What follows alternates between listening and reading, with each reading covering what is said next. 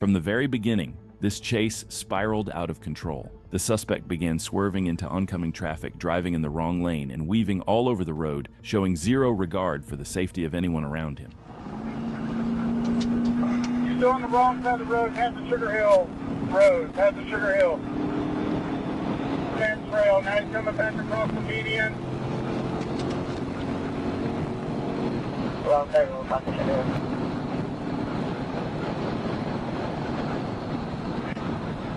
Be careful, red light 413.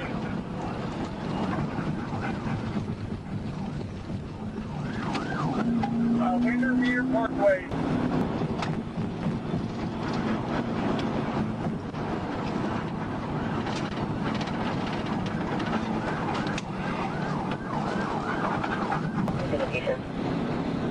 Just a second, I haven't gone to another street yet. I'm trying to get around all this traffic. He's still on the wrong side of the road. Possible.